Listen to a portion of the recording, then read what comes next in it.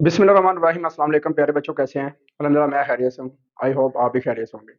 हम कर रहे हैं स्टैट 21-15 की सीरीज, जिसका लेक्चर स्टार्ट करने वाले हैं हम 9। और आज इसमें हम पढ़ेंगे फ्रीक्वेंसी हिस्टोग्राम या सिंपल हिस्टोग्राम, ठीक है। और इसकी मजीद जो है ना फ्रीक्वेंसी की टाइप पढ़ेंगे। ओके बच्चे, लेक्चर स्टार्ट करते हैं। सबसे पहले हम बात करते हैं फ्रीक्वेंसी की डेफिनेशन। फ्रीक्वेंसी हिस्टोग्राम की डेफिनेशन जो है ना वो किस तरह आपने अपने अल्फाज में भी लिखनी है, ठीक है। सबसे पहले हमने ये लिखना है कि frequency histogram is a set, ये एक ऐसा सेट है जो कि रिक्टेंगल को एडजस्ट करता है। रेक्टेंगल को एडजस्ट करता है। इसकी हम डायग्राम भी डिस्कस करेंगे इसके अंदर कि वो कैसे एडजस्ट करता है। देखें जरा, सबसे पहले हम बात करेंगे कि a frequency distribution histogram is a set of adjacent rectangles for a frequency rectangles for a frequency distribution such that area of each rectangle, हर एक रेक्टेंगल का एरिया डिस्कस करेंगे इसके अंदर कि आपके पास रेक्टेंगल का एरिया कैसे बनेगा। फॉर एग्जांपल हम देखते हैं, छोटी सी मैं डायग्राम बनाता हूं, आपको पता भी चल जाएगा कि मैं किसकी बात कर रहा हूं। देखें, आपने क्रिकेट मैच देखते हैं, क्रिकेट मैच देखा होगा, वनडे 20 और टेस्ट मैच देखा होगा। उसमें आपने देखा होगा कि एक आपके पास कर्व बनती है, उसके बाद आपके पास टावर बनते हैं। फॉर एग्जांपल ये देखो जरा, मैं करता हूं यहाँ पे एक्स एक्सिस और ये वाई एक्सिस। तो आपने देखा होगा कि आपके पास टावर बनना शुरू हो जाते हैं इस तरह। ये रेक्टेंगल होती है, ये ट्रायंगल नंबर 1 है। फिर दूसरी ट्रायंगल उसके साथ एक और आप बना लें ऐसे, फिर एक और उसके साथ बना लें, ठीक है ना। ऐसे रेक्टेंगल बनाते जाएं और ये आपके पास कर्व होती है कि किस टीम ने कितना स्कोर मारा था और कितने आउट हो गए थे और कितने ओवर थे, ठीक है बच्चे। तो ये रेक्टेंगल की एडजस्टमेंट जो होती है ना, बेसिकली वो होती है हिस्टोग्राम, ठीक है, याद रखिएगा। तो देखिए, such that the area of each rectangle is proportional होती है किसके साथ?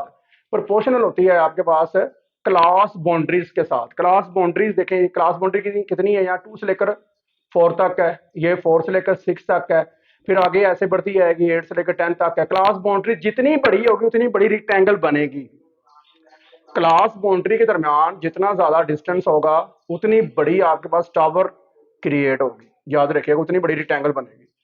To the corresponding class frequency उतनी ही आपकी ऊपर चलती जाएगी। तो जारी बात, जब फ्रीक्वेंसीज आपकी ऊपर चलती जाएगी आपकी रेक्टेंगल भी बड़ी होती जाएगी। ये याद रखिएगा, सिंपल सा कंसेप्ट था कि आपकी प्रोपोर्शनल, आपके पास प्रोपोर्शनल होगी रेक्टेंगल किसके साथ?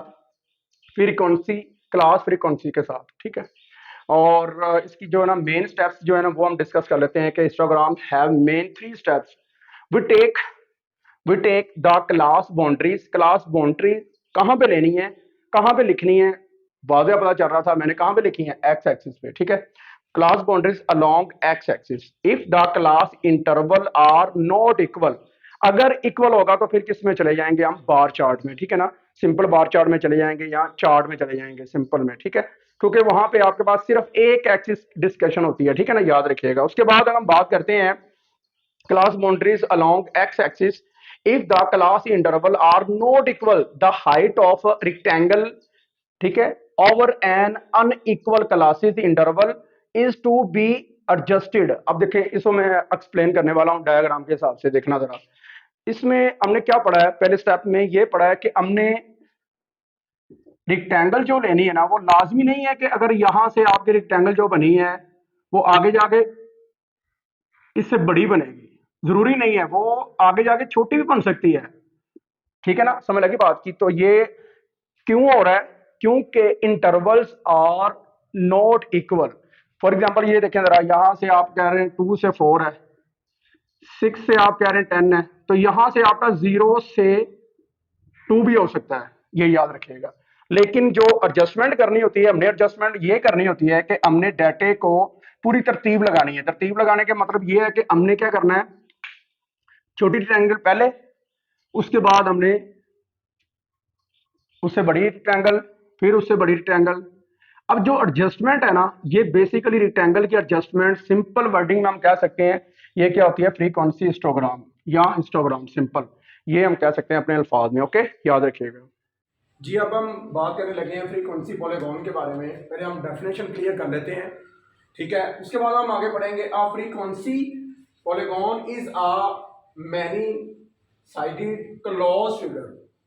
ठीक है, डेट रिप्रेजेंट्स आ फ्रीक्वेंसी डिस्ट्रीब्यूशन, ये फ्रीक्वेंसी की डिस्ट्रीब्यूशन को डिनोट करता है, ठीक है, और उसके फ्लॉ को डिनोट करता है।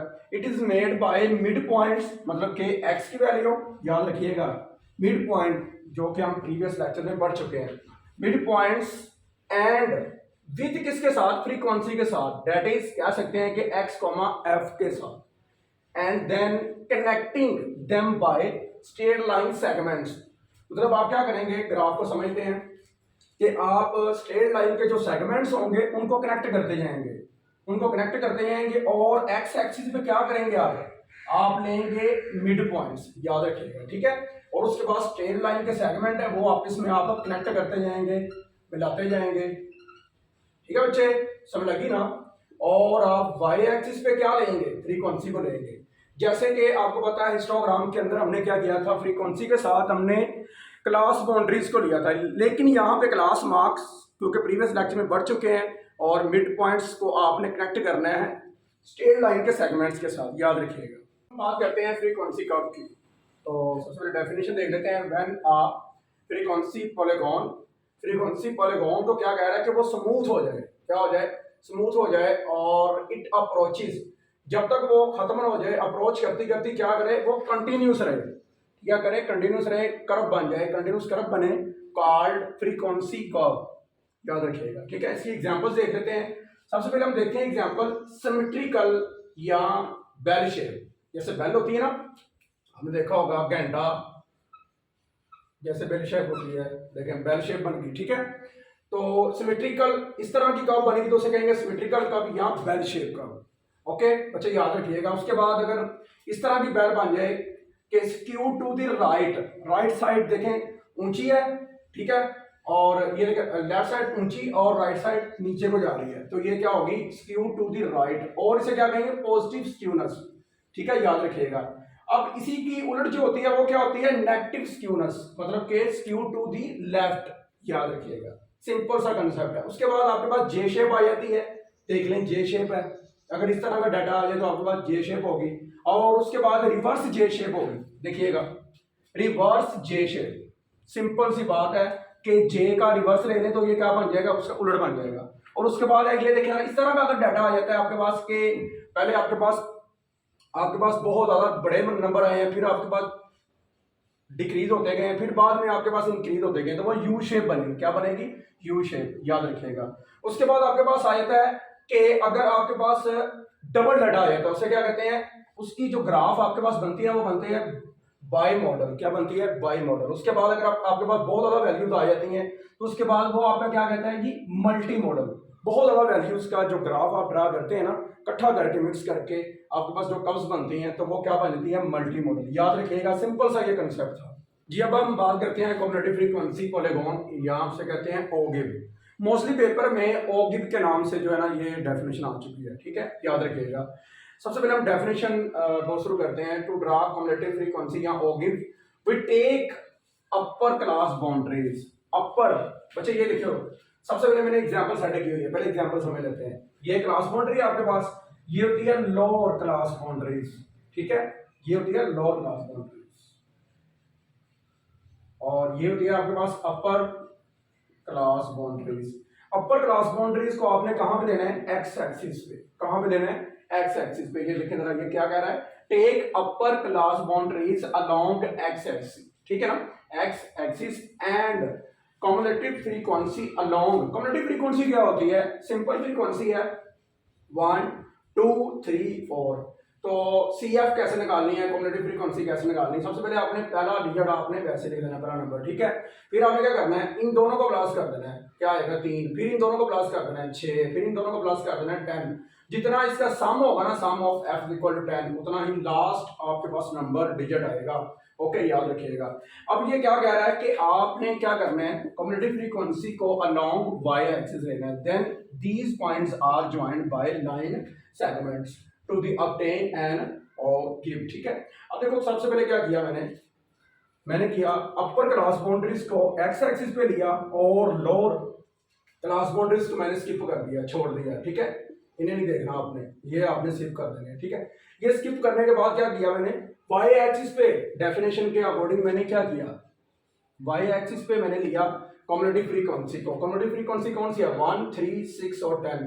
1, 3, 6 और 10। ठीक है, फिर मैंने क्या किया, इन पॉइंट्स को मिलाया। देखें 3.5 पे कौन सा आएगा नंबर आपके पास?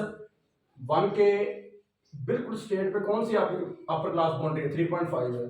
ठीक है, और 4.5 के सामने कौन सी है? 3। ठीक हो गया। इस तरह मैंने सारे पॉइंट्स बनाए जैसे जैसे उनके सामने लिखे गए। ठीक है, बाद में मैंने क्या किया, लाइन सेगमेंट देख लें, वही ना, लाइन सेगमेंट के साथ मैंने क्या किया, लाइन को ड्रा कर दिया और ये मेरे पास क्या बनेगी? ऑब्जेक्ट बनेगी। दो में याद रखिएगा, इंशाल्लाह मिलेंगे अब नेक्स्ट लेक्चर में। तब तक अल्लाह हाफिज।